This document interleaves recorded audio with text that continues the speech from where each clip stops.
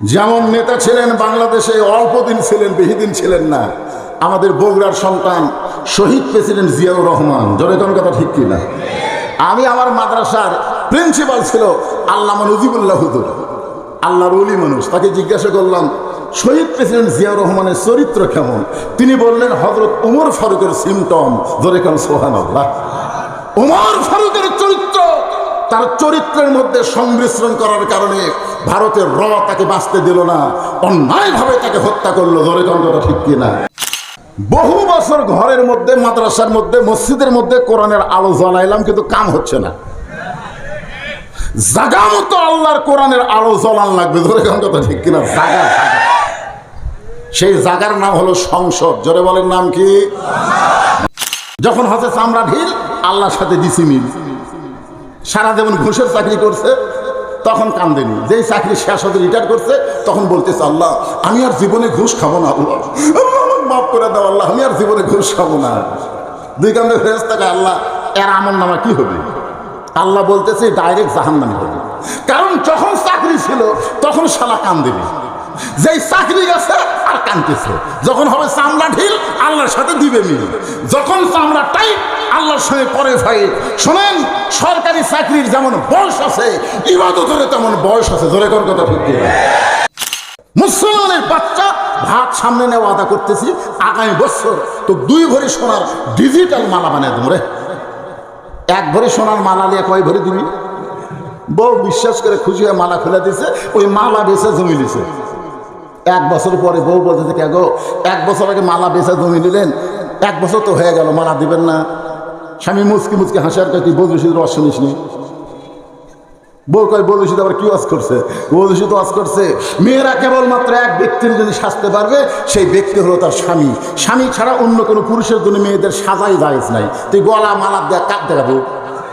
বল, তুই যে মালা গলা দে, তুই দেখাবি কার? কেন আমার যদি মালা ছাড়াই ভালো লাগে, তো মালার কি দরকার রে? বউ কয় আল্লাহর এই তো বড় সিটার রে। এরকম সিটার মার্কার স্বামী আছে না নাই? নিদানে আখেরাতে তরাইতে পলসে রাতে, কান্ডারি হইয়া নবী পার করিবেন সেই তরণী। সবাই বলেন নবী মোর পরশমণি, নবী মোর সোনার খনি, নবী নাম ভাবে যেজন সেই তো দোজাহানের ধনী। এমন একজন নবী আমরা ভাগ্য গুণে পাইছি, যেই নবী ঘোষণা করেছেন যতক্ষণ পর্যন্ত আল্লাহ আমার সমস্ত উম্মত উম্মতিনীকে জান্নাত না দিবে, আমি নবী ততক্ষণ জান্নাতের মধ্যে প্রবেশ করব না। সুবহানাল্লাহ কন্যা। যেই নবী লাইলাতুল মিরাজে জান্নাতের ভিতরে গিয়ে আমাদের কথা বলে নাই। ফেরেশতা জিবরাইল যখন বললেন ইয়া রাসূলুল্লাহ, আপনি যদি জান্নাত থেকে বের না হন, আল্লাহ আপনাকে বাড়ি করে দিবে না। কারণ জান্নাতের শর্ত হলো সালামুন আলাইকুম তিবতুম ফাদখুলুহা খালিদিন। কাউকে যদি আল্লাহ জান্নাত দিয়ে দেয়, আল্লাহ তাকে চিরস্থায়ীভাবে থাকার ব্যবস্থা করে দেয়। সুবহানাল্লাহ বলেন। তা আপনি জান্নাতের মধ্যে ঢুকছেন, ফাদখুলুহা খালিদিন, চিরস্থায়ীভাবে আপনি থাকতে পারবেন। আল্লাহ রাসূলের কথা শুনে খুশি হলেন, বরং তিনি রাগ করে বললেন জিবরাইল, আল্লাহ যদি আমাকে জান্নাতে থাকার জন্য ঢুকতে বলতো, আমি জান্নাতে ঢুকতাম না। আল্লাহ শুধু আমাকে জান্নাত দেখার জন্য ঢুকতে বলেছেন। আমি সেই দিন জান্নাতে থাকার জন্য ঢুকব, যেদিন আল্লাহ সমস্ত উম্মত উম্মতিনীকে জান্নাত দিবে। তাহলে চিন্তা করে দেখেন, আমাদের নবী এমন একজন নবী যিনি জান্নাতের মধ্যে গিয়েও আমাদের কথা ভোলে নাই। এই কারণে আমাদের নবী শুধু নবী না, আমাদের নবী হলেন আমাদের নেতা। ধরে কোন কথা ঠিক কি না? জান্নাতের মধ্যে গিয়ে যেই নেতা নবী আমাদের কথা বলে না, আর এখনকার নেতারা ভোট পায় সংসদে গেলে একটা ভোটারের কথা আর মনে রাখে না। জোরে কোন কথা ঠিক কি?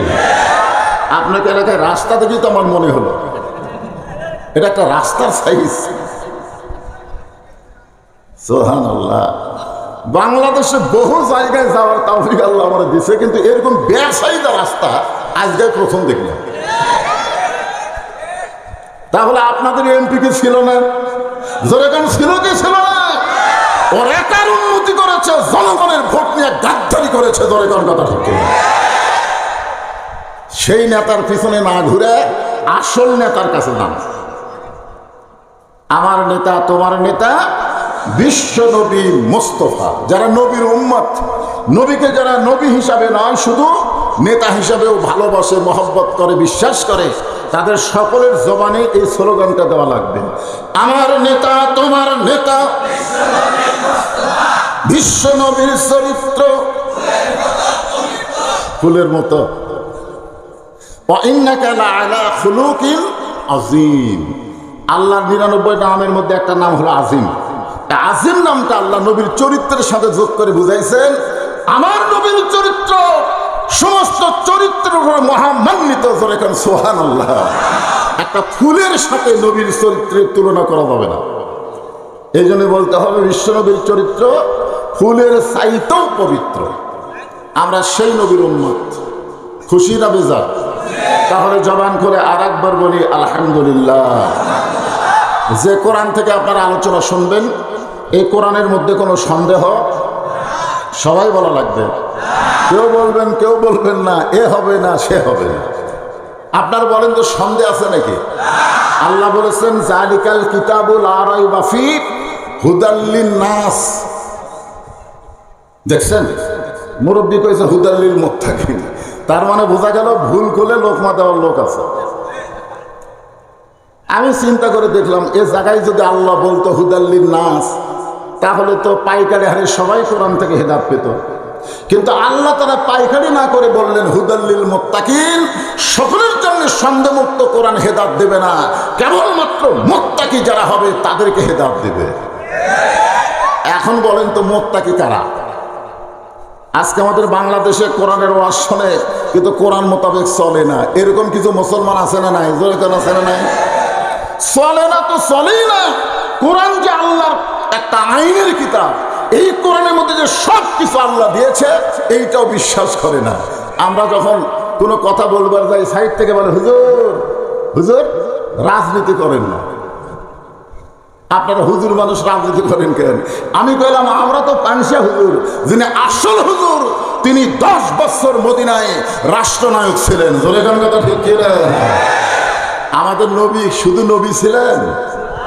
তাহলে নবী যখন মদিনার রাষ্ট্রপতি ছিলেন তখন তিনি কি করছেন? খুব খেয়াল করা লাগবে। এখানে আল্লাহ বলছেন হুদাল লিল মুত্তাকিন। ভাই আর কিছু করা লাগবে না, কিচ্ছু করা লাগবে, ঠিকই আছে। হুদাল লিল মুত্তাকিন, মুত্তাকি শব্দের অর্থ আল্লাহ ব্যাখ্যা করে কোরআনের আর এক জায়গায় বলতেছেন, ইয়া আইয়ুহাল্লাযীনা আমানু তাকুল্লাহা হাক্কা তুকাতিহি ওয়া লা তামুতুন্না ইল্লা ওয়া আনতুম মুসলিমুন। আল্লাহু আকবার সবাই করবেন তো। আজকে বাংলাদেশে অনেক দলের মধ্যে সব তাকবীর হয় কিন্তু আল্লাহু আকবার হয় না, ঠিক কিনা? বহু স্লোগান হয় কিন্তু আল্লাহু আকবার কয় না। কারণ জানে আল্লাহু আকবার যখন কোনো জবান দিয়ে উচ্চারণ হয় ওই ধরের মধ্যে শয়তান আর থাকে না। আল্লাহু আকবার এই তাকবীর দিলে আল্লাহ খুশি হয় কিন্তু শয়তান পড়ে যায়। শয়তান কি হয়? কিন্তু যার ভিতরে শয়তান আছে তার মুখ দিয়ে আল্লাহু আকবার বের হবে? তা আমাদের ভিতর থেকে শয়তানকে তাড়াবার চাই। সবাই যত মানুষ এখানে বসে আছেন,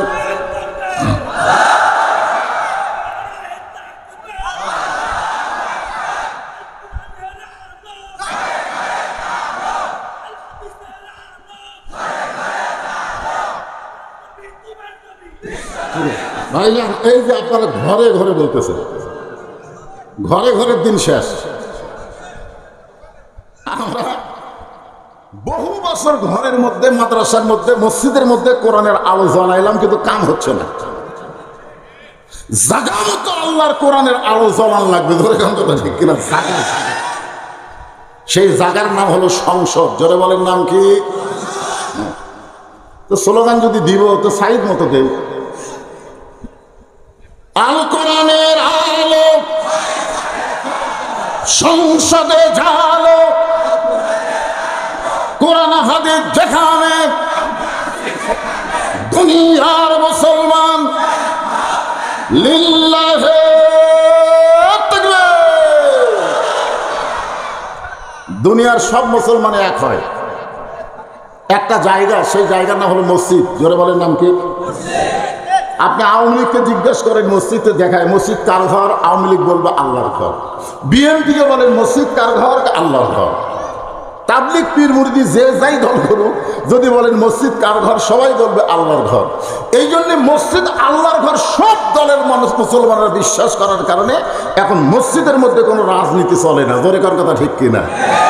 আপনারা কোনোদিন দেখছেন যে আওয়ামী লীগ সামনে কাতার, বিএনপি দ্বিতীয় কাতার, জাতীয় পার্টি তৃতীয় কাতার, যুদ্ধাপরাধী জামাত ইসলাম চতুর্থ কাতার? এটা কোনোদিন দেখছেন? বরং হুজুর যদি না থাকে, আওয়ামী লীগ বিএনপি মুসল্লি হয়, জামাত ইসলাম ইমাম হয়। ধরে কোন কথা ঠিক কিনা? হুজুর যদি না থাকে তখন আওয়ামী লীগের ঠেলে সামনে যা, সামনে যা। কে রে পাগলা, আমি যুদ্ধ অপরাধী। তুই যুদ্ধ অপরাধী সেটা বাহিরে, কিন্তু আল্লাহর ঘরের মধ্যে আমরা ভাই ভাই, আমাদের মধ্যে কোনো দল নাই। আজকে মসজিদ যেমন আল্লাহর ঘর মুসলমানেরা বিশ্বাস করে, গোটা বাংলাদেশও আল্লাহ। এই বিশ্বাস যেদিন সকলের অন্তরে থাকবে, মসজিদ শুধু আইনগত চলবে না, গোটা বাংলাদেশ আল্লাহর আইন দিয়ে চলবে। ধরে কোন কথা ঠিক না? মসজিদ কার ঘর? বাংলাদেশ কার জায়গা? আল্লাহর জায়গা। আচ্ছা, এইটা কার জায়গা? এই জন্যই এই সামিয়ানার তলে যতক্ষণ থাকবেন, কে কোন দল করেন এটা ভুলে যাবেন। সবাই আমরা এক দল, দুনিয়ার সমস্ত মুসলিম আমাদের এক হওয়া লাগবে। ঠিক কিনা বলেন? হ্যাঁ। এখন আল্লাহ বলতেছেন, যারা আমাকে বিশ্বাস স্থাপন করেছো, মুত্তাকির ব্যাখ্যা করতে গিয়ে আল্লাহ বলতেছেন আত্তাকুল্লাহ, ভয় করতে হবে কার? আপনারা বলেন তো, আপনারা যদি পাবনার মডেল মসজিদে জোহরের নামাজ আদায় করবার চান, আর আপনার পায়ে যদি 2000 টাকার জুতা থাকে, পাবনার মডেল মসজিদে কোন নামাজ? জোহরের নামাজ আদায় করবেন, কিন্তু আপনার পায়ে 2000 টাকার জুতা আছে। আপনি বলেন তো, আল্লাহর ভয়ে জুতা কি দরজা থুবেন? আপনি কার ভয়ে জুতা হাতে নেবেন? এই কথা কন দেখেন, কার ভয়ে? তাহলে চিন্তা করে দেখেন, ভয় করতে হবে কার? অথচ আপনি চোরের ভয়ে জুতা হাতত নিয়ে সামনে কাতারে নামাজ পড়বার যাচ্ছেন। আপনি সোয়াব বেশি পাবেন তো, সামনে কাতারে নামাজের ফজিলত কম না বেশি? তো মুয়াজ্জিন সাহেব জিজ্ঞাসা করতেছে, ভাই আপনি কার ভয়ে আল্লাহর ঘরে ঢুকলেন? ভাই আল্লাহুম্মা আফতাহলি আবওয়াব রাহমাতিক, ঠিকই আছে, দোয়া ঠিকই আছে, কিন্তু জুতা কেন? তখন বলতেছে চোরেরও ভয়। এখন বলেন, চোরের ভয় আল্লাহর ভয় একই কলিজার মধ্যে যদি রয়, তারা কোনদিন আত্তাকুল্লাহ অর্জিত হয় না। আত্তাকুল্লাহ ডিগ্রি অর্জন করতে গেলে কেবলমাত্র একমাত্র ভয় করতে হবে কার? এখন বর্তমান বাংলাদেশে যে পরিবেশ চলতেছে, এই পরিবেশে আমরা আল্লাহর ভয় করতে চাই, চাইতে চাই না, কিন্তু আল্লাহর ভয় করার পরিবেশ নেই। আল্লাহর ভয়ের একটা পরিবেশ যদি তৈরি করতে চাই, তাহলে সুন্দর একটা সমাজ লাগবে। সুন্দর একটা সমাজ যদি তৈরি করতে চাই, সুন্দর একটা রাষ্ট্র লাগবে। সুন্দর একটা রাষ্ট্র যদি তৈরি করতে চাই, আল্লাহর কোরআনের কোনো বিকল্প রাস্তা, জোরে বলেন রাস্তা। এই ডক্টর কামালের সংবিধান দিয়ে বাংলাদেশ সুন্দর হবে না। মানুষের তৈরি সংবিধান দিয়ে বাংলাদেশ কোনোদিন সুন্দর হবে না। বাংলাদেশকে সুন্দর করতে গেলে আল্লাহর কোরআনের সংবিধান লাগবে। ধরে কোন কথা ঠিক? এই কোরআনটা যখন সমাজের মধ্যে চালু হয়ে যাবে, তখন একজন নেতা আল্লাহর ভয় কেমন করবে, একজন কর্মী কেমন করবে, বাংলার মুসলমান হিসাবে আমাদের জানার দরকার আছে না নাই? এই কোরআন দিয়ে রাষ্ট্র চলে। বাংলাদেশের মতন 96টা দেশের খলিফা, আমাদের বাংলাদেশের মতন 96টা দেশের খলিফা রাষ্ট্রপতি হযরত ওমর। নাম কি? হযরত ওমর, যাকে আমরা ইতিহাসে বলি অর্ধ জাহানের খলিফা, অর্ধ পৃথিবীর খলিফা। তিনি জুমার দিনে খুতবা দিচ্ছেন। আত্তাকুল্লাহ ডিগ্রিটা কেমন এটা বোঝানোর জন্য বলতেছি। তিনি যখন জুমার দিনে খুতবা দিচ্ছেন, এমন সময় মাঝখান থেকে একজন সাহাবী বলতেছে, আমির আল মুমিনিন, আপনার খুতবা আমরা শুনবো না। ওমর ফারুক বললেন, আমার অপরাধ কি? বলে, আপনার অপরাধ হলো আমাদেরকে খাটো পাঞ্জাবি দিয়ে আপনি লম্বা জুব্বা পরে খুতবা দিচ্ছেন। এই লম্বা জুব্বা কোথায় পাইলেন? যতক্ষণ না বলবেন ততক্ষণ খুতবা শুনবো না। আপনারা বলেন তো কার ভয়ে? এ যে লোকটা লোকমা দিছে কার ভয়ে? উমরের ভয় যদি তার কলিজায় থাকতো, উমরের পাঞ্জাবি লম্বা না খাটো, এই কথা কোনোদিন বলার সাহস পাইতো না। ধরে কোন কথা ঠিক কিনা? যে লোকটা লোকমা দিচ্ছে আমাদেরকে খাটো পাঞ্জাবি দিয়ে আপনি লম্বা জুব্বা পরে খুতবা দিবেন, আপনার খুতবা শুনবো না। ওই লোকটার কলিজায় কেবলমাত্র আল্লাহর ভয়। এখন বলেন উমরের কলিজায় আল্লাহর ভয় আছে না নাই? আল্লাহর ভয় হযরত উমরের চোখ দিয়ে দর দর করে পানি পড়তেছে। এমন সময় আব্দুল্লাহ ইবনে ওমর, ওমর ফারুকের ছেলে, বাবার পাশে দাঁড়ায় বলতেছে, রে নবীর সাহাবীরা, তোমরা খাটো পাঞ্জাবি হলো নতুন কাপড় পরে নামাজ পড়তে আইছো, কিন্তু আমার পরনে তাকায় দেখো আমার পরনে নতুন কোনো কাপড় নেই। ওসমান গনি বলে, আব্দুল্লাহ আজকে জুমার দিনে সবাই নতুন কাপড় পরছে, তুমি নতুন পোশাক পরনি কেন? আব্দুল্লাহ বলতেছে, আমি যদি নতুন কাপড় পরতাম তাহলে আমার বাবার জুব্বা লম্বা হতো না। সুবহানাল্লাহ দেখেন, আমি যদি আজকে নতুন কাপড় পরতাম তাহলে আমার বাবার জুব্বা লম্বা হতো না। যেদিন থেকে আমার বাবা মদিনার খেলাফতের দায়িত্ব পাইছে সেদিন থেকে আমার বাবার কলিজায় কেবলমাত্র একমাত্র ভয় কার? আরো জোরে বলেন। তোমরা সারা রাত আরামে ঘুম পাড়ো, কিন্তু আমার বাবা সারা রাত আল্লাহর ভয়ে মানুষের দুঃখ কষ্ট দেখে বেড়ায় সারা রাত। তোমরা তো আরামের ঘুম পাড়ো। এই কোরআন দিয়ে যখন রাষ্ট্র চলবে তখন নেতাদের ঘুম থাকবে না, সাধারণ ভোটারদের ঘুম থাকবে। জোরে জোরে কথা ঠিক কিনা? যেমন নেতা ছিলেন বাংলাদেশে, অল্প দিন ছিলেন, বেশি দিন ছিলেন না, আমাদের বগুড়ার সন্তান শহীদ প্রেসিডেন্ট জিয়াউর রহমান। জোরে জোরে কথা ঠিক কিনা? আমি আমার মাদ্রাসার প্রিন্সিপাল ছিল আল্লামা নজিবুল্লাহ হুজুর, আল্লাহর ওলি মানুষ। তাকে জিজ্ঞাসা করলাম শহীদ প্রেসিডেন্ট জিয়াউর রহমানের চরিত্র কেমন? তিনি বললেন হযরত ওমর ফারুকের সিমটম। ধরে কোন সুবহানাল্লাহ। ওমর ফারুকের চরিত্র, তার চরিত্রের মধ্যে সংমিশ্রণ করার কারণে ভারতের র তাকে বাঁচতে দিল না, অন্যায়ভাবে তাকে হত্যা করলো। ধরে কোন কথা ঠিক কিনা? এই জন্যে বাংলার প্রত্যেকটা মুসলমান শুধু প্রেসিডেন্ট বলে না, শহীদ প্রেসিডেন্ট জিয়াউর রহমান। জোরে কোন কথা ঠিক? তিনি যখন দুনিয়া থেকে বিদায় নিলেন কি পাওয়া গেল? তার সুটকেস খুঁজে পাওয়া গেল জায়নামাজ আর আল্লাহর কোরআন। ব্যাংক ব্যালেন্সে একটা টাকাও ছিল না। আজকে যারা বিএনপি বলে দাবি করো, তোমরা শহীদ প্রেসিডেন্ট আদর্শ গ্রহণ করো, এই বাংলাদেশ সোনার বাংলাদেশ হয়ে যাবে। জোরে কোন কথা ঠিক কিনা? কথা বলে। কার ভয়? জিয়াউর রহমানের কলিজায় কার ভয় ছিল? আরো জোরে কোন না কেন? আল্লাহর ভয়। আত্তাকুল্লাহ। আল্লাহ বলেছেন হুদাল লিল মুত্তাকিন। এই কোরআন থেকে হেদায়েত নিতে গেলে মুত্তাকি হওয়া লাগবে। আর সেই মুত্তাকিটা কেমন আপনাদের বোঝানোর জন্য বলতেছি।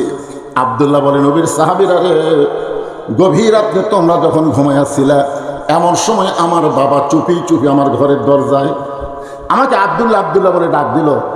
আমি দরজা খুলে তাকাই দেখি বাবার হাতে একটা পাঞ্জাবি।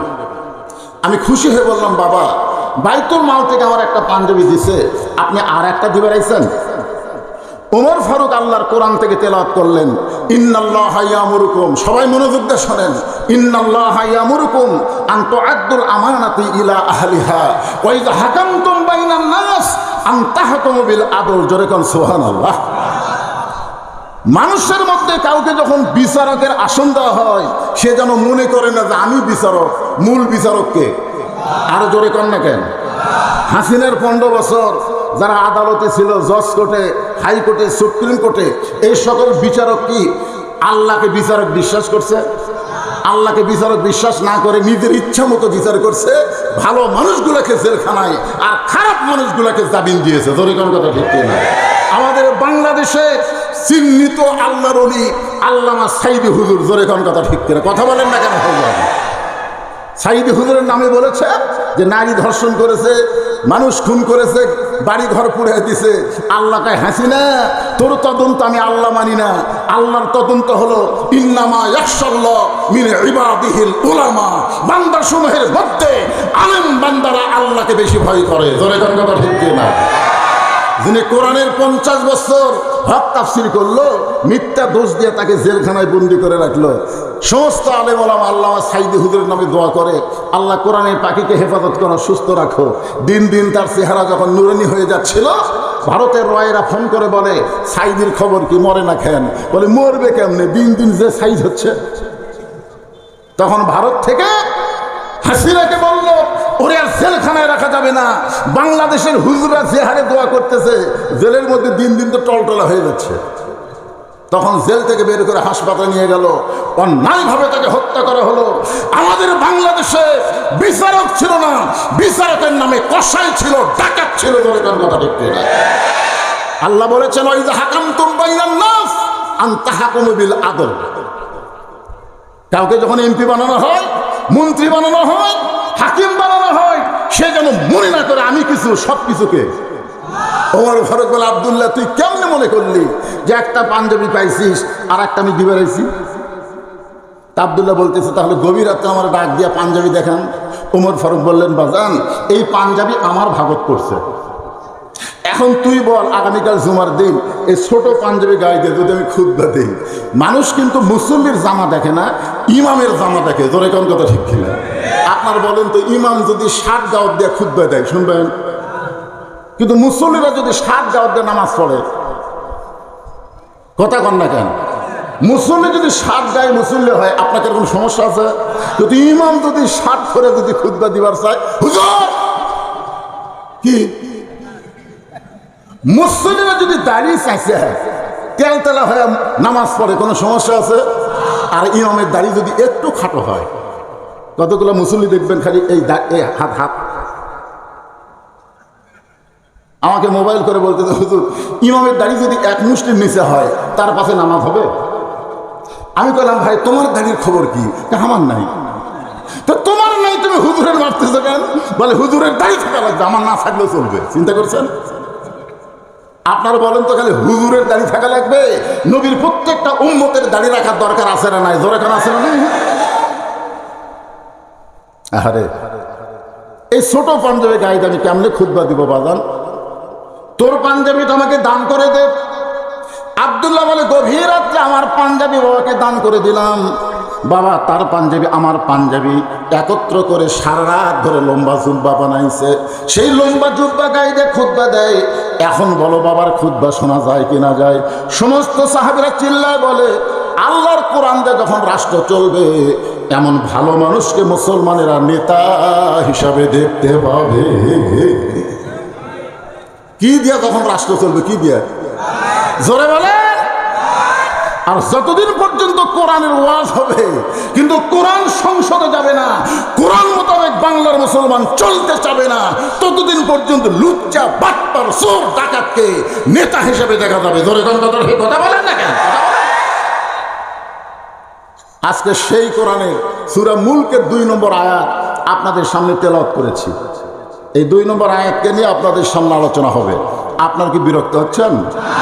আল্লাহ তাআলা বললেন, লিয়াবলুয়াকুম আইয়ুকুম আহসানু আমালান ওয়া হুয়াল আজিজুল গফুর। আল্লাহু আকবার। এদিকে কথা কে বলে? এই সাইডে কি আছে? এই সাইডে লোকজন আছে নাকি? এটা কি? এই সাইডে কি হচ্ছে? আশ্চর্য কথা। কোরআন থেকে আলোচনা হয়, ওরা তো শুনবেও না, কথা বলে আলোচনা ডিস্টার্ব করে।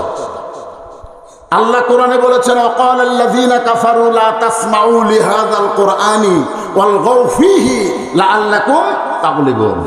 আপনারা বলেন তো, এই আয়াতের শানে যারা মেলা করছে, করতেছে না? কি বলতেছে আল্লাহ? যারা কাফের, যারা বেঈমান, তারা বলবে কোরআন শরীফ তোমরা শ্রবণ করো না, বরং যেখানে কোরআনের ওয়াজ হয় তার আশেপাশে হট্টগোল করো, যারা শুনতেছে তারা যেন বুঝবার না পারে।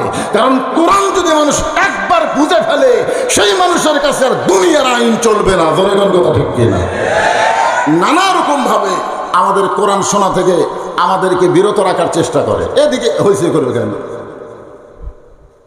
মেলাতে যান, আপনি যদি এতই মনে হয় মেলাতে যান, ওটা এক সাইডে আছে, যা পারেন করেন। ওরা এক গ্রুপ, আমরা এক গ্রুপ। জোরে কোন ঠিক কিনা? আলহামদুলিল্লাহ। আসুন, আল্লাহ তাআলা বলতেছেন, আল্লাযী খলাকাল মাউতা ওয়াল হায়াতা, মৃত্যু এবং হায়াতকে সৃষ্টি করেছেন কে? আরো জোরে কোন না কেন? আলহামদুলিল্লাহ। এখন 5 তলা বিল্ডিং এর উপরে, কয়তলা?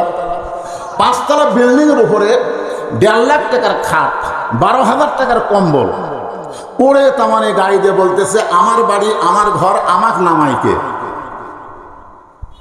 দুই কান্দে দুটো ফেরেশতা আছে না নাই? ফেরেশতা বলতেছে আল্লাহ ঘুমানোর আগে একটা দোয়া আছে, আল্লাহুম্মা বিইসমিকা আমুতু ও আহিয়া, যে আয়াত নিয়ে তাফসীর করতে যেখানে বলতেছে খলাকাল মাউতা ওয়াল হায়াতা, আপনার এই আয়াতের সামনে ঘুমের দোয়া ঠিক আছে না নাই? একটু কম্পেয়ার করে দেখেন ঠিক।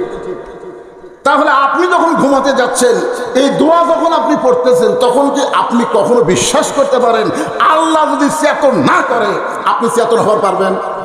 একটা লোক বলেন হুজুর আমি ঘুমাবো আমি চেতন পাবো, একটা লোক বলেন। তাহলে যুবকেরা তোমরা মোবাইলের গান শুনতে শুনতে ঘুমাও কেমনে? যদি ঘুমানোর পর আল্লাহ চেতন না করে তখন কি হবে? কতগুলো যুবক আছে হেডফোন কানের মধ্যে দিয়ে ঘুমায় যায়। আমি যুবকদের জন্য বলতেছি বাদান, ইবাদতের বয়স কিন্তু সব সময় না। এই যে এখন বয়স হয়ে গেছে, রুকু সেজদা ঠিক মতো করবার পারি না, কিন্তু যখন জোয়ান ছিলাম সুন্দর করে রুকু সেজদা করতে পারতাম নামাজের, তখন আমি নামাজ পড়িনি। যখন হাতে চামড়া ঢিল, আল্লাহর সাথে দিছি মিল। সারা যেমন ঘুষের চাকরি করছে তখন কান্দেনি, যেই চাকরি শেষ হতে রিটায়ার করছে তখন বলতেছে আল্লাহ আমি আর জীবনে ঘুষ খাবো না, আল্লাহ মাফ করে দাও আল্লাহ, আমি আর জীবনে ঘুষ খাবো না। দুই কান্দে ফেরেশতাকে আল্লাহ এর আমল নামা কি হবে? আল্লাহ বলতেছে ডাইরেক্ট জাহান্নামে হবে। কারণ যখন চাকরি ছিল তখন শালা কান্দেনি, যেই চাকরি গেছে আর কাঁদতেছে। যখন হবে চামড়া ঢিল, আল্লাহর সাথে দিবে মিল। যখন চামড়া টাইট, আল্লাহর সঙ্গে করে ভাই। শোনেন, সরকারি চাকরির যেমন বয়স আছে, ইবাদতের তেমন বয়স আছে। জোরে কর কথা ঠিক করে। সব বয়সে আপনার ইবাদত আল্লাহ ঠেকা পড়েনি, সব বয়সে। সারা জীবন নামাজ পড়েনি, বুড়া হয়ে সারা মসজিদের কাছে সিয়াল্লে, এরকম কিছু মুসল্লি আছে না নাই? সারা জীবন নেই, বুড়া হয়ে গেছে মসজিদে সিয়াল্লে ঢুকছে। মানে জুয়ানকালে নিজে পড়েনি, বুড়াকালে জনগণকে 27 গুণ সোয়াব আদায় করতে দিবে না। কারণ মসজিদে জামাতের সঙ্গে নামাজ পড়লে কয় গুণ? 27 গুণ। কখন হবে? যখন কাতার সোজা হবে। ওই সিয়ার নেওয়ার কারণে কাতারা সোজা আছে, আর সিয়ারের কারণে গোটা কাতারের সোয়াব আল্লাহ বঞ্চিত করে দিছে। হ্যাঁ, তাই যুবকদের বলতেছি বাদান, তোমরা যারা যুবক বসে আছো, সময় কিন্তু নাই, একটু মনোযোগ দিয়ে শুনবেন। এখন ঘুমের সময় দোয়া পড়তেছে যে আমার বাড়ি আমার ঘর আমার নামাইকে। ফেরেশতারা বলতেছে আল্লাহ এর বাড়ি এর ঘর এক নামানোর কেউ নাই। আল্লাহ বলতেছে সময় হোক। রাত যখন 3টা বাজে, ধর এখন কয়টা? 3টা বাজে, সেই সময় একটা ভূমিকম্প, খালি বিল্ডিং লড়ে উঠছে। যে বেটা বলছে আমার নামাইকে, ওই এত ফোর্সে নামছে যে কম্বলের মধ্যে লুঙ্গি খোলা আছে, এই লুঙ্গিটাও পর্যন্ত পরার সুযোগ হয়নি। ফেরেশতাকে আল্লাহ নামাইলা নামাইলা, তাই বলে ন্যাংটা করে নামালা। আল্লাহ বলে 41 সালের আগে যারা নাম্বার চাই না, তাদেরকে 24 সালে আমি আল্লাহ ন্যাংটা করে নামাই দিব। জোরে করে কথা ঠিক কিনা? কি মনে করতেছেন?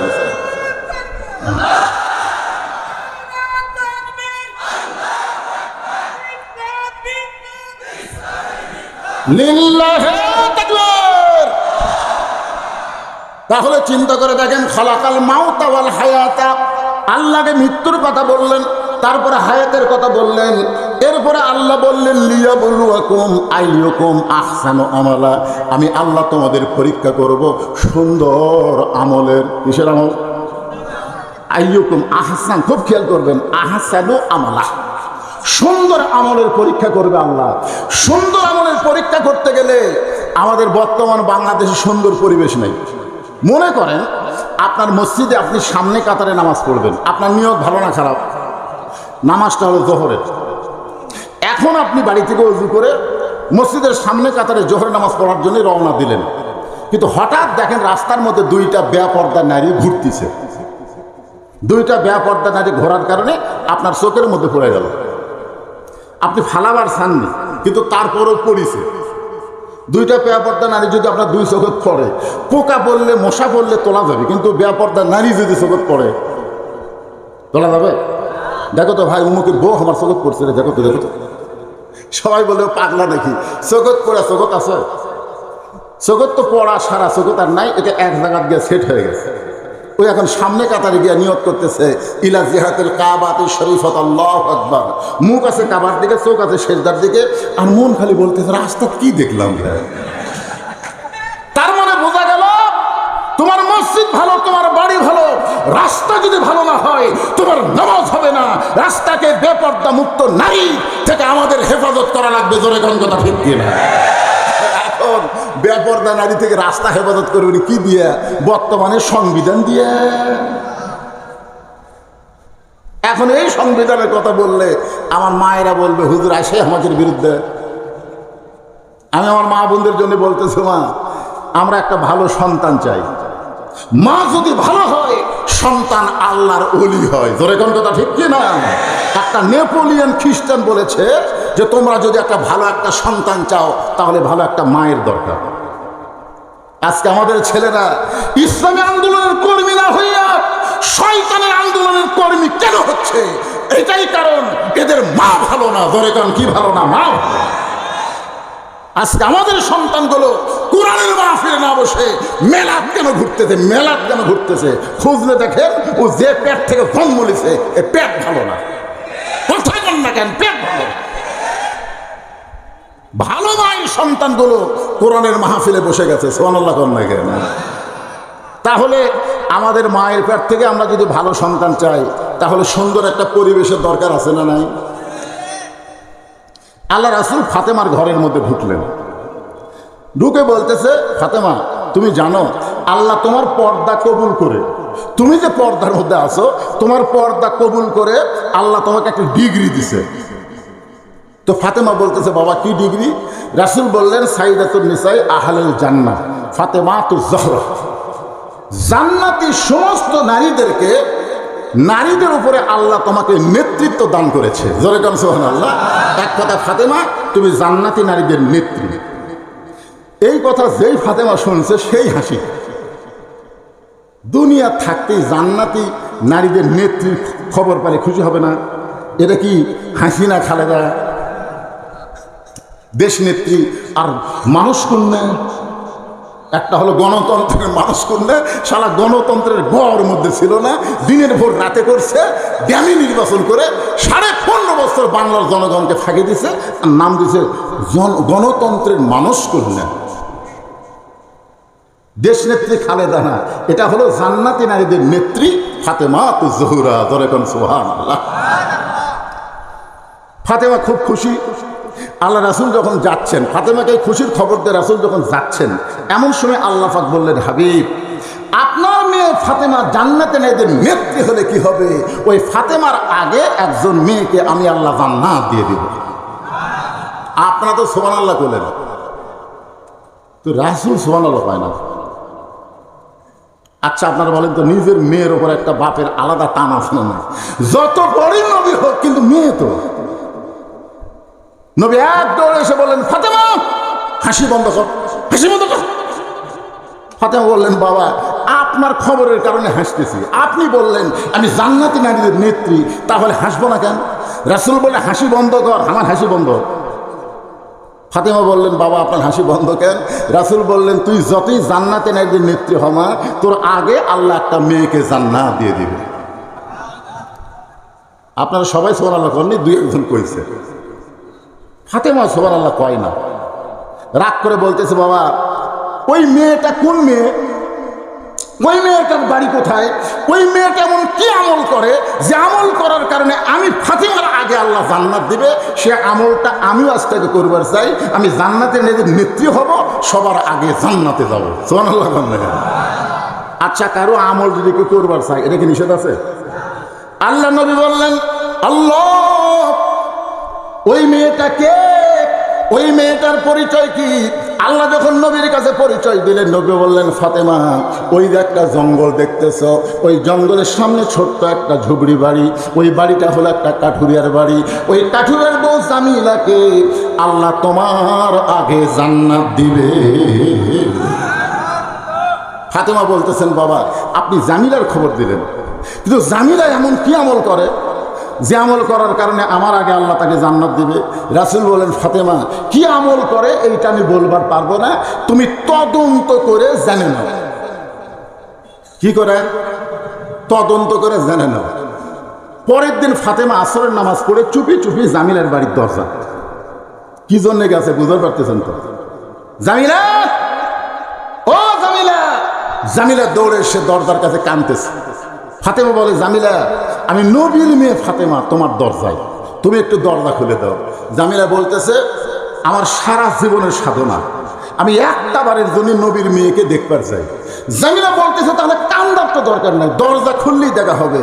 ফাতেমা এই কথা শুনে জামিলা বলতেছে, আমি ইচ্ছা করলেই দরজা খুলতে পারবো না। ফাতেমা বললেন, তুমি ইচ্ছা করলে দরজা খুলতে কেন পারবে না?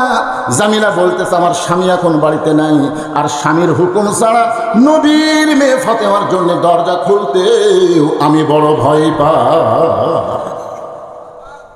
যেই কইছে নবীর মেয়ে ফাতেমার জন্য দরজা খুলতে আমি বড় ভয় পাই, ফাতেমা চুম করছে। ওরে বাবা রে, একটা মেয়ের জন্য আর একটা মেয়ে দরজা খুলবে, এখানে বলে স্বামীর হুকুম লাগবে।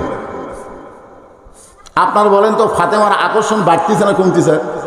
জোরে কোন আকর্ষণ বাড়তেছে না কমতেছে?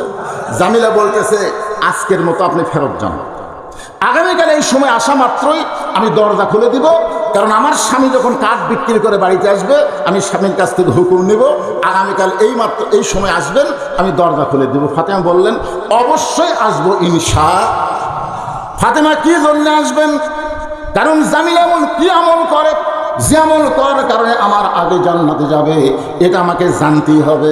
ফাতেমা চলে গেলেন। পরের দিনের আসার কথা বলে আসরের নামাজের পরে ফাতেমা পরের দিন চুপি চুপি যখন রওনা দেয়, এমন সময় একটা ছোট বাচ্চা ফাতেমার সামনে দাঁড়ায় বলে, মা, গতকাল বিকেলবেলা বহু খোঁজাখুঁজি করছি, আপনাকে আমি পাই নাই, আজকেও বিকেলবেলা চোরের মতন কোথায় যান, আমি আপনার সঙ্গে যাবার চাই।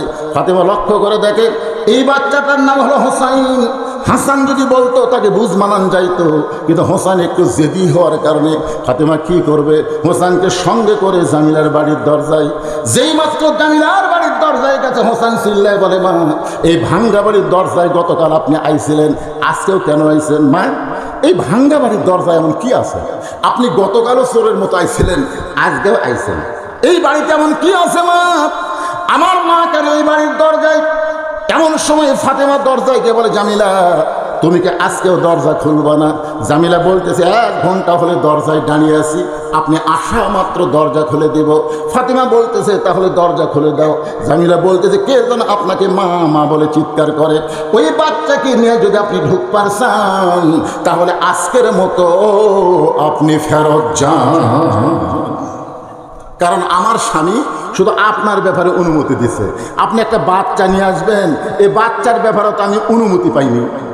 তো ঢুকবার যদি চান, বাচ্চা বেড়ে ছেড়ে ঢুকতে পারবেন, কিন্তু বাচ্চা সহ ঢুকতে পারবেন না। সঙ্গে সঙ্গে হোসাইন দৌড়ে গিয়ে দরজাতে একটা লাথি মারছেন। আপনারা বলেন তো, হোসাইনের রাগ বেশি না কম? মা, এই বাড়ির মেয়েটা অত্যন্ত খারাপ নেই, আমার মতন হোসাইনের সাথে থাকার কারণে যে মেয়ে দরজা খোলে না, এই মেয়ে কোনোদিন ভালো হবার পারে না। ফাতেমা দৌড়ে গিয়ে হোসাইনকে বুকের মধ্যে নিয়ে কপালে একটা চুমা দিয়ে বলতেছে, বাবা, তুমি তাকে খারাপ মেয়ে বলতেছো, তোমার নানা বলেছে ওই মেয়েটা তোমার মায়ের আগে জান্নাতে যাবে। কে বলছে? জোরে বলেন। তোমার নানা বলেছে ওই মেয়েটা তোমার মায়ের আগে জান্নাতে যাবে। সঙ্গে সঙ্গে হোসাইন মায়ের হাত ধরে বলতেছে, মা, তাহলে জায়গায় ঘুরে কোনো লাভ নাই, আসল জায়গায় যাওয়া লাগবে। ছোট্ট হোসাইন একটা মারাত্মক কথা কইছে, জায়গায় যায় কোনো লাভ নাই, আসল জায়গায় যাওয়া লাগবে। আমি যদি আপনাদেরকে বলি, আসল জায়গার নাম কি? 50 বছর আগে আব্দুল আলিম একটা গান গাইছিল, এখনকার ইয়ং জেনারেশন এগুলো জানে না। আপনারা যারা আমার মতন বয়স হয়েছে তারা বুঝবেন, সব দিশা বুঝবেন। মনে বড় আশা ছিল আমি যাব মদিনায়, সবাই বলেন, মনে বড় আশা ছিল আমি যাব মদিনায়, সালাম আমি করব গিয়া নবীজির রওজায়, মনে বড় আশা ছিল আমি যাব মদিনায়। এই গানটা আব্দুল আলিম প্রথম যখন দিনাজপুরে, কোথায়, তখন কিন্তু বাংলাদেশ ছিল না, পূর্ব পাকিস্তান। আব্দুল আলিম যখন এই গান শুরু করলো, তখন দিনাজপুরের আলেমেরা বললো, আব্দুল আলিম ভাই, আপনি মূর্খ মানুষ দেখে গান ভুল গাইতেছেন। তো আব্দুল আলিম বলে, আমার গানের মধ্যে ভুল কি? তাহলে সত্যটা তোমরাই বলো, তখন আলেমরা বলতেছে আপনি বলেন, মনে বড় আশা ছিল যাব মক্কা মদিনায়। আপনি মক্কা বাদ দিয়ে খালি মদিনায় যাবার চান। আপনি জানেন না মক্কায় 1 রাকাত নামাজ পড়লে 1 লক্ষ রাকাত নামাজের সওয়াব। সেই আল্লাহর কাবা ঘর বাদ দিয়ে খালি মদিনায় যাওয়ার গান। আব্দুল আলিম বলতেছে আমি আসলেই মূর্খ, কিন্তু এই মূর্খ এখন তোমাদেরকে আল্লাহর কোরআন শোনাবে।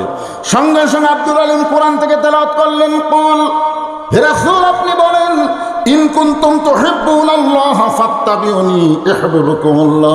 কেউ যদি আল্লাহকে পাবার চায় তাহলে তাকে নামাজ, রোজা, হজ, যাকাতের আমলের কথা আল্লাহ বলে নাই, আল্লাহ বলেছেন ফাত্তাবিউনি। আপনাকে যদি অনুসরণ করে আমি আল্লাহকে পাওয়া যাবে, আর আমি আল্লাহকে যদি পাই ইয়াগফির লাকুম যুনুবাকুম আল্লাহু গফুরুর রহিম। আমি আল্লাহ তার জীবনের সব গুনাহ মাফ করে দিব।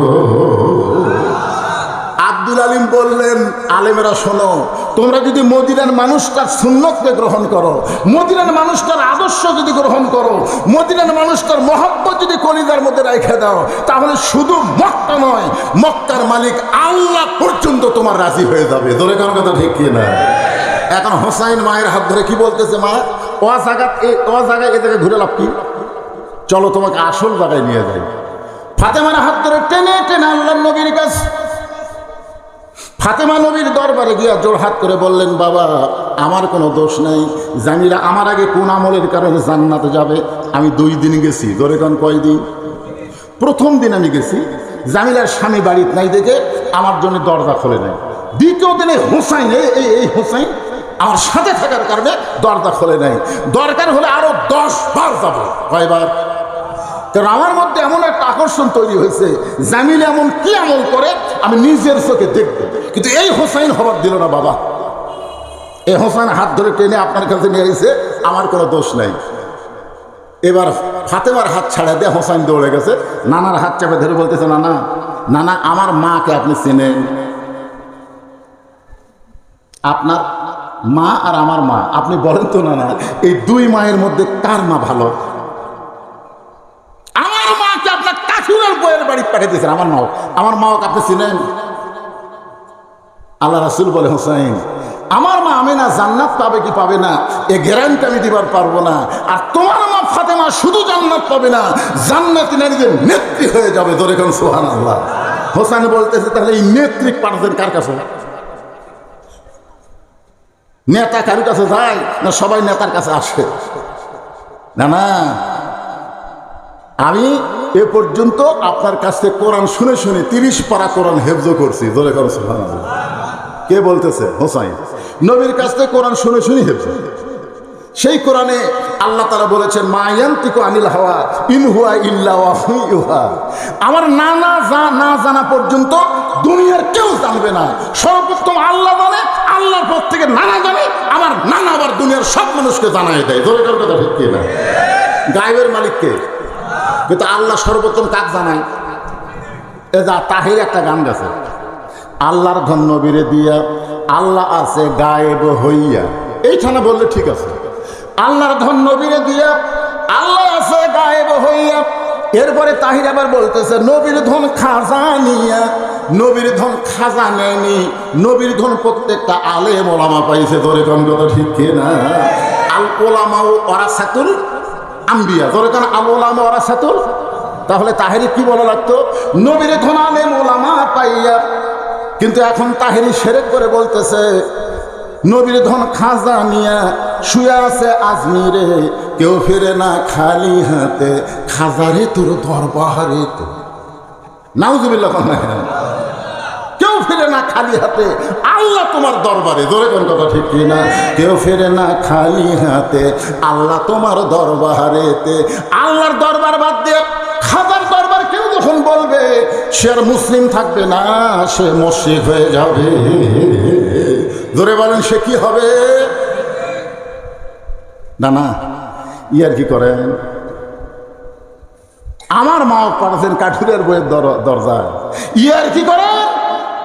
কোন আমলের কারণে কাঠুরের বউ জামিলাকে আমার মায়ের আগে জান্নাত দিবে আল্লাহ না বলা পর্যন্ত আমি আপনার হাত ছাড়তেছি না। এমন ভাবে হাত চাপা ধরছে। নবী এখন ডাক দেয়, আলী রে, কে রে আলী? হযরত আলী দৌড়ে এসে বলতেছে লব্বাইক ইয়া রাসূলুল্লাহ, কি খবর? কই দেখ তোর বেটা যে জোরে আমার হাত চাপে ধরছে। আলী বলতেছে হোসেন, নানার হাত ছেড়ে দাও, নানা কষ্ট পায়। হোসেন বলতেছে বাবা আপনি জানেন না, আপনি জানেন কি জন্য হাত ধরছি জানেন? আমার মাও ওই কাঠুরের বউ জামিলার বাড়ি পাঠাচ্ছে, জামিলা নাকি আমার মায়ের আগে জান্নাতে যাবে। আলী বলতেছে জোরে চাপা ধর, জোরে চাপা ধর। নবী বলতেছে আমি তোরে ডাক দিলাম, তোর বেটার হাত আমার হাত থেকে খুলবি, তুই আবার জোরে চাপে ধরে বলিস কেন? আলী বলতেছে আপনি এ কথা মরদ মানুষকে কন, পুরুষ মানুষকে বলেন। আবু বকর আগে জান্নাতে যাবে, তারপরে উমর যাবে, তারপরে ওসমান যাবে, তারপরে আলী যাবে। কারণ পুরুষ মানুষের নিয়ত হলো জান্নাত পালি হলো। জোরে কোন কথা ঠিক কিনা? পুরুষ মানুষ কি চায়? জান্নাত পালি হলো। কে আগে পাবে কে পরে পাবে এইটা নিয়ে পুরুষ মানুষ কোনো চিন্তা করে না। জোরে কোন কথা ঠিক কিনা? কিন্তু আপনি কার কাছে কথা? আপনি জানেন না এই মেয়ে মানুষের কাছে বেহেশতের হুরেরও গল্প করা যায় না। আপনারা যে জান্নাতে হুর পাবেন, কোনোদিন কি আপনার বইয়ের কাছে গল্প করছেন? কথা কন না কেন? করছেন? করে দেখবেন।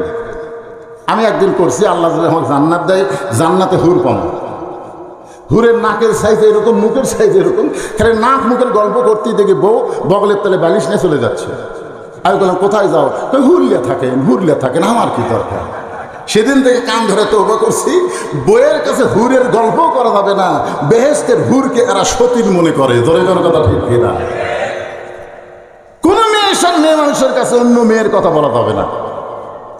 আল্লাহ নবী বলেন আলী আমি তোমাকে নিষেধ করেছিলাম, আজকে তোমাকে বলার হুকুম দিলাম। আলী বলতেছে ইয়া রাসূলুল্লাহ আপনি কিন্তু নিষেধ করেছিলেন। রাসূল বলে আজকে তোমাকে বলার হুকুম দিয়ে দিলাম। এবার আলী বলতেছেন ফাতেমা কোন আমলের কারণে কাঠের বউ জামিলা তোমার আগে জান্নাতে যাবে? যদি জানবার চাও তাহলে ধৈর্য নিয়ে বসো। ফাতেমা দৌড়ে গিয়ে স্বামীর হাত ধরে বলে স্বামী ওই কাঠের বউ জামিলা আমার আগে জান্নাতে যাবে। এইটা যদি আপনি জানেন তাহলে এতদিন আমাকে বলেন নাই কেন? আলী বলতেছে তোমার বাবা আমাকে নিষেধ করেছিল, এই কারণেই বলি নাই। আজকে যখন বলার হুকুম দিল তাহলে আমি বলতে চাই, তবে শর্ত হলো তোমাকে ধৈর্য নিয়ে বসা লাগবে। কারণ এক মেয়ের কাছে আর এক মেয়ের প্রশংসা করা যায় না। করলে শুনবার চাই, করে দেখবেন তো আপনার বইয়ের কাছে খালি প্রশংসা করে দেখবেন, শুনবার চাবি না। ফাতেমা চুপটি করে বসলেন। এবার আলী বলতেছেন ফাতেমা কাঠুরের বউ জামিলা তোমার আগে জান্নাতে কোন আমলের কারণে যাবে? যদি শুনবার চাও ইন্নাল্লাহা মা'আস সাবিরিন, ধৈর্যশীলদের সঙ্গে কে থাকে? আরো জোরে কর না কেন, কে থাকে? আলী শুরু করলেন তোমার কি মনে আছে একদিন দুপুরবেলায় তুমি আমার কাছে দাঁড়িয়ে কাঁদতেছিলে? আমি আলী বললাম ফাতেমা কান্দো কেন? ফাতেমা বলে স্বামী গো আপনি জানেন না আমার সন্তান দুইটা ক্ষুধার জ্বালায় কাঁদতে কাঁদতে ঘুমিয়ে গেছে। এখন ঘুম থেকে চেতন পায়ে আমার কাছে খাওয়ার জন্য বায়না ধরবে, কিন্তু বাড়ি গোটা তন্ন তন্ন করে খুঁজেছি, খাওয়ার কিছু নাই। আপনার পকেট খুঁজেও দেখছি টাকা পয়সা নেই। তাহলে এখন হাসান হোসেন চেতন পায়ে যদি খাবার চায়, ওরা তো আর বাপের কাছে খাবার চাবে না, এরা খাবার চাবে মায়ের কাছে। তোর এখন কার কাছে? সন্তানরা বায়না ধরে কার কাছে? কথা কর না কেন ভাই? বাপের কাছে। এই যদি সন্তানরা যত আজ্জর সব কার কাছে? মায়ের কাছে। বাবা আনন্দে মাতিয়া সাগরে ভাসাইয়া সেই যে চইলা যায় খবর লয় না। মাজন ধরিয়াই উদরে কতই যতন করে, 10 মাস পরে পায় প্রসবের বেদনা। এমন দরদি ভাবে কেউ হবে না আমার মা গো। ফাতেমা বলতে স্বামী গো হাসান হোসেন চেতন পায়ে খাওয়ার বায়না ধরবে, আপনার খোঁজ না দেখছি আপনার পকেটে একটাও টাকা নাই। এই জন্য এই ওন্নাটা আপনাকে দিলাম, এই ওন্নাটা বিক্রি করে যেই টাকা হবে সেই টাকা দিয়ে আমার হাসান হোসেনের জন্য খাবার কিনে আনবেন। আলী বলেন ফাতেমা তোমার ওন্নাটা আমার পকেটের মধ্যে নিয়ে আমি বাজারের মধ্যে ঘোরা শুরু করলাম। আমি যখন ওন্না বের করে বিক্রি করতে চাই এমন সময় মন বলতে আলী রে তুমি যে ওন্না বিক্রি করবার চাও, খরিদ্দার যদি জিজ্ঞাসা করে ওন্নাটা কার, আর তুমি যদি বলো আমার বউ ফাতেমার, তাহলে খরিদ্দার মনে মনে চিন্তা করবে যে এই স্বামী বইয়ের জিনিস বেচা খায়, এই স্বামী হলো দুর্বল স্বামী। আপনার বলেন তো যেই স্বামীরা বইয়ের জিনিস বেচা খায় এই স্বামী সবল না দুর্বল? জমির ধারে এক জমি বাড়াইছে 80,000, কয় হাজার? আর 60,000 টাকা আছে, 20,000 টাকার জন্য জমিটা হচ্ছে না। ওই এখন ভাত খাবার বসে বইয়ের গলার দিয়ে খেলে বারবার টাকা। বউকে কি দেখো, তাহলে হতে হতে হচ্ছে না গো, হতে হতে হচ্ছে না। বউকে কি হচ্ছে না? বলে আমার জমির ধারে এক জমি বাড়াইছে, ৮০,০০০ টাকা দাম নেবে, কিন্তু আমার ৬০,০০০ টাকা আছে, ২০,০০০ টাকার জন্য জমিটা হাতছাড়া হয়ে যাচ্ছে। স্বামী বলতেছে ইন্নাল্লাহ আলা সাবির, ধৈর্য ধরেন। যেই বউ বলছে ধৈর্য ধরেন, স্বামী বলতে তোর বাপের জায়গা, আমি ধৈর্য ধরে থাকবি। বউ কয় আমার উপর রাগ করেন কেন? স্বামী বলতেছে তোর তো গলাত মালা আছে, তোর বাপ বিয়ার সময় মালা তোর দিছে, সোনার মালা রে, কিন্তু সাইজ নাই, পুরাতন হয়ে গেছে। তুই খালি মালাটা আমার দে। মুসলমানের বাচ্চা, ভাত সামনে নিয়ে ওয়াদা করতেছি আগামী বছর তো 2 ভরি সোনার ডিজিটাল মালা বানিয়ে দেবো রে। 1 ভরি সোনার মালা নিয়ে কয় ভরি দিবি? বউ বিশ্বাস করে খুশি হয়ে মালা খুলে দিছে, ওই মালা বেচে জমি দিছে। 1 বছর পরে বউ বলতেছে কে গো, 1 বছর আগে মালা বেচে জমি নিলেন, 1 বছর তো হয়ে গেল, মালা দিবেন না? স্বামী মুচকি মুচকি হাসিয়ার কয় তুই বদরশিদের ওয়াজ শুনিস নি? বউ কয় বদরশিদ আবার কি ওয়াজ করছে? বদরশিদ ওয়াজ করছে মেয়েরা কেবলমাত্র এক ব্যক্তির জন্য সাজতে পারবে, সেই ব্যক্তি হলো তার স্বামী। স্বামী ছাড়া অন্য কোনো পুরুষের জন্য মেয়েদের সাজাই জায়েজ নাই। তুই গলা মালা দিয়ে কাক দেখাবো? বল, তুই যে মালা গলা দিয়ে তুই দেখাবি এটা? কেন আমার যদি মালা ছাড়াই ভালো লাগে তো মালার কি দরকার রে? বউ কয় আল্লাহর এই তো বড় সিটার রে। এরকম সিটার মার্কার স্বামী আছে না নাই? হযরত আলী বলে ফাতেমা তোমার অন্যটা বের করে বিক্রি করব, কিন্তু আমার মন বলতেছে আলী রে, যার কাছে বিক্রি করবি সে যদি বলে আলী এ অন্য টাকার, আমি যদি বলে আমার বউ ফাতেমার, তাহলে খরিদ্দার মনে মনে চিন্তা করবে আলী দুর্বল হয়ে গেছে, যার জন্য বইয়ের অন্য বিক্রি করতেছে। আলী বলে ফাতেমা আমি অন্যটা পকেট থেকে বের করতেও পারি না, বিক্রি করাও হয় না। এমন সময় দিকে একজন খরিদ্দার আমার সামনে এসে দাঁড়িয়ে সালাম দেয়, আসসালামু আলাইকুম ইয়া আলী। আব্দুল্লাহ, আপনি মনে হয় কিছু বিক্রি করবেন। আলী শোন করছে যে আমি বিক্রি করবো এটা জানে কে? আর আমি জানি পকেটের মধ্যে যে জিনিসটা আছে। আর খরিদ্দার বলতেছে আমার মনে হয় আপনি কিছু বিক্রি করবেন। আলী বলতেছেন ফাতেমা আমি লক্ষ্য করে দিকে ওই খরিদ্দার একটা ব্যাগ আমার সামনে ফাঁক করে ধরলো, ওই ব্যাগের মধ্যে তোমার ওড়নাটা ঢুকিয়ে দিলাম। ওই খরিদ্দার একটা বারের জন্য ওড়নার দিকে তাকাইলো না, বরং আমার হাতে 6টা দিরহাম দিয়ে ওই অন্যান্য খরিদ্দার কোথায় দ্বারা চলে গেল। এমন সময় 6টা দিরহাম নামে এক দৌড়ে খাবার দোকানদারের কাছে, ও দোকানদার ভাই আমার হাসান হোসেন না খেয়ে ঘুম পাড়তেছে, এই 6টা দিরহামের যে খাবার হবে এই খাবারটা আমাকে তাড়াতাড়ি টোপলা করে দাও। দোকানদার 6 দিরহামের খাবার টোপলা করে যখন আলীর হাতে দিবার চাই, আলী পকেট থেকে 6টা দিরহাম বের করে যখন দোকানদারকে দিবে, এমন সময় এক ফকির এসে আলীর সামনে কান্দার বলে আলী আজকে 3 দিন হলে আমার বাড়িতে কোনো খাবার নাই, যদি পারো আল্লাহর রাস্তায় খাবার দাও।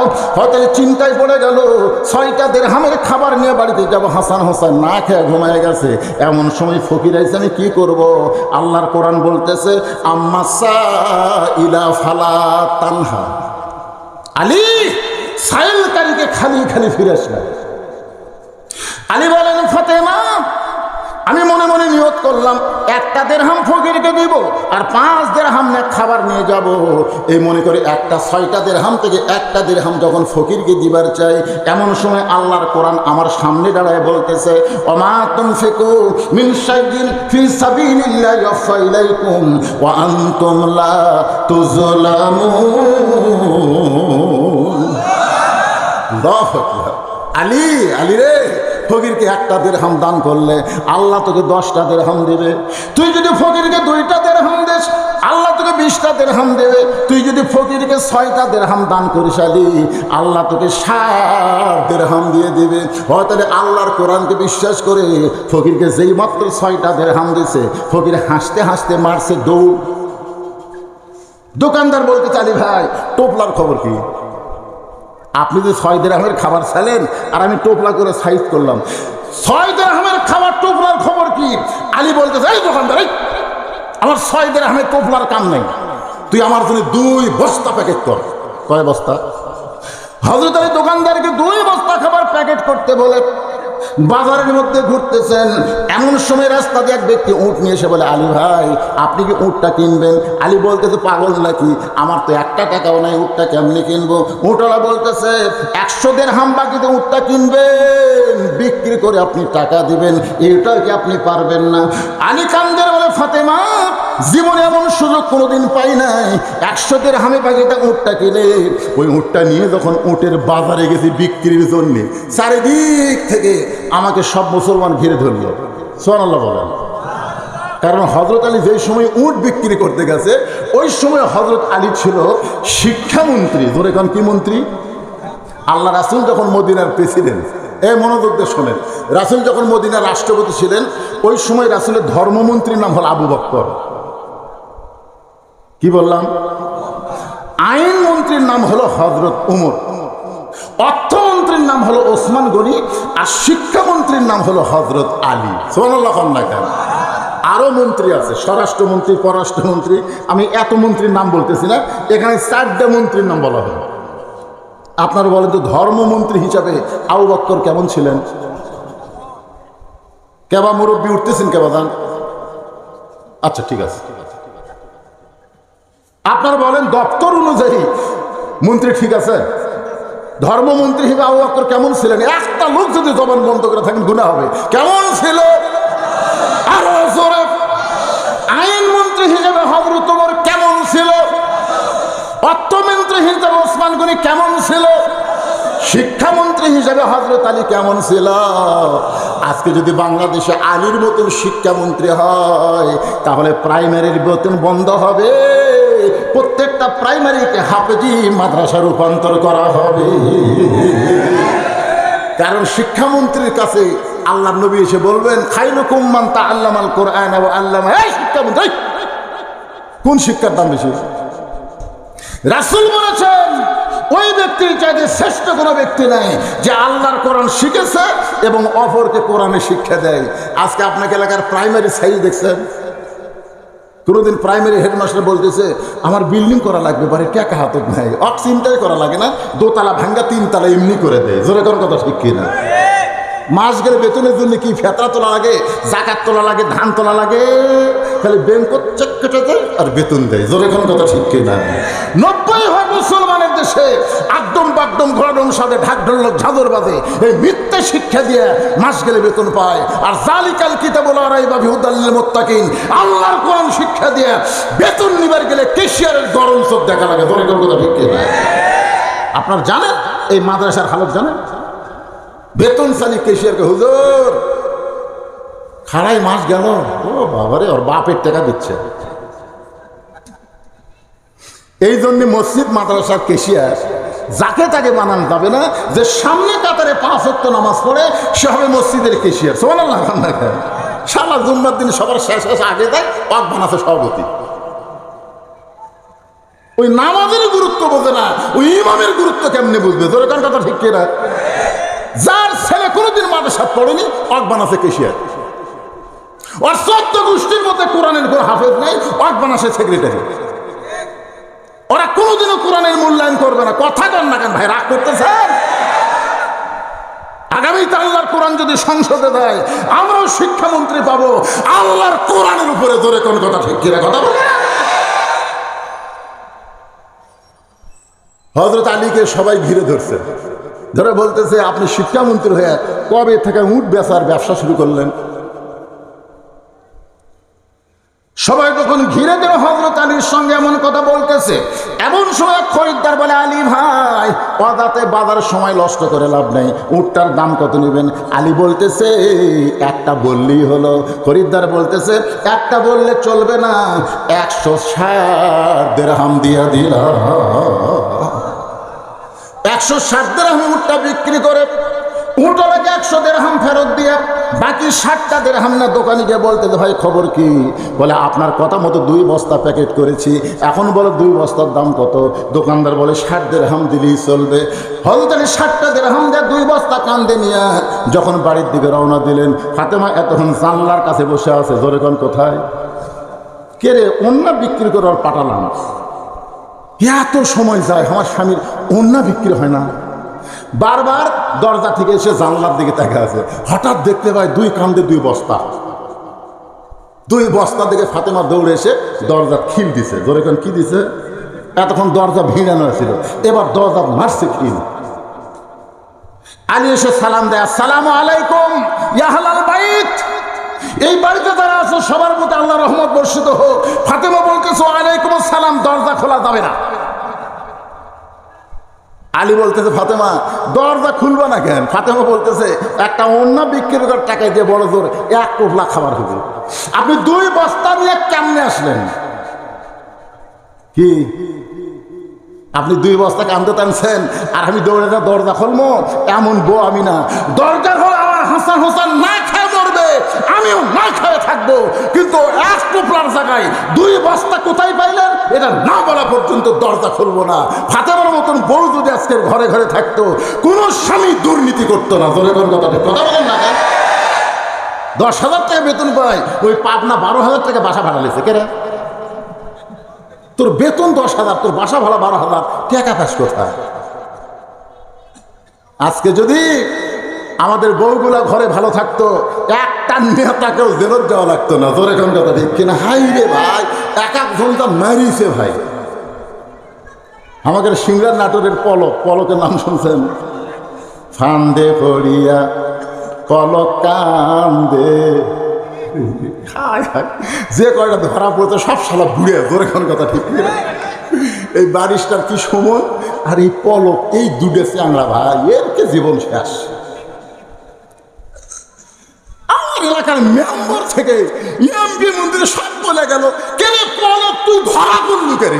এই বাংলাদেশের মেজর জেনারেল ওয়াকারুজ্জামান 660 জন আসামিকে ক্যান্টনমেন্টে রাখছিল। ধরে কোন কথা ঠিক কিনা? তো পলক বিমান বন্দরে না যায় তুই ক্যান্টনমেন্ট